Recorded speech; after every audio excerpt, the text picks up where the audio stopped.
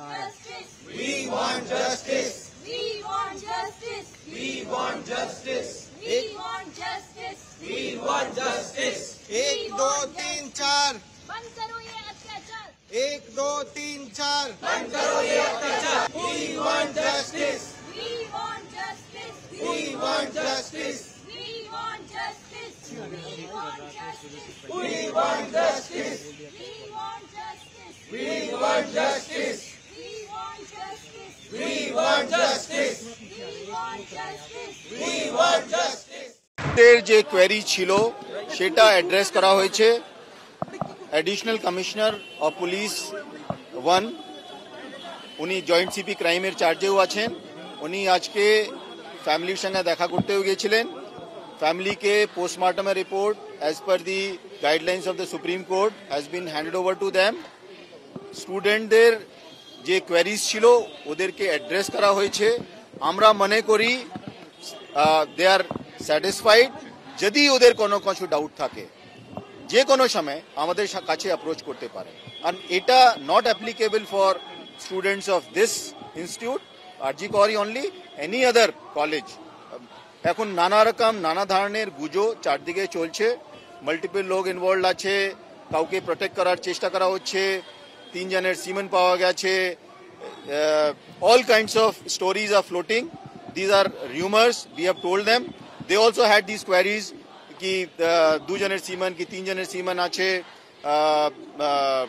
কাউকে প্রোটেক্ট করা হয়েছে या something we are absolutely transparent as far as this is concerned যদি কারো কোনো কোয়েরি থাকে আমাদের কাছে যোগাযোগ করতে পারে আর আমরা ওটাকে অ্যাড্রেস করব স্টুডেন্টদের মধ্যে আমাদের এটাই আপিল আপনাদের কিছু যদি কোনো খবর থাকে এই লোকটার ইনভলভমেন্ট থাকতে পারে we will absolutely look at it from all perspectives we have nothing to hide we will take an opinion also regarding injury marks regarding other things one person more person based on the injuries on the victim accused er upare injury marks ache what it could be we will do everything possible which is required autopsy report has been already been shared with the family sange already share kora hoye geche family er kache autopsy report ache cctv ব্যাপারেও আমরা ওদেরকে বলেছি যে supreme কোর্টের guidelines যে আছে সে আমরা obviously violet করতে পারি ওনার একটা দাবি ছিল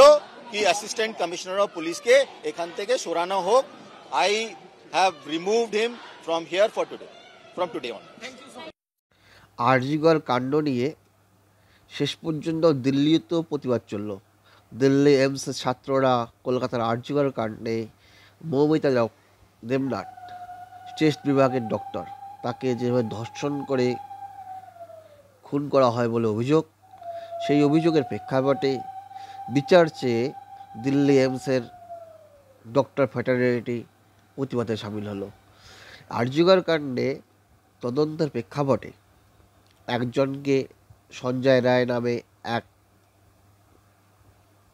একজনকে গ্রেপ্তার করা হয়েছে কিন্তু অভিযোগ যে শুধু একজনের পক্ষে এত বড় একটা কাণ্ড ঘটানো সম্ভব না তাই তারা বিচার চেয়ে এই পথে নেমেছেন এখন দেখা যাক কী দাঁড়ায় ধন্যবাদ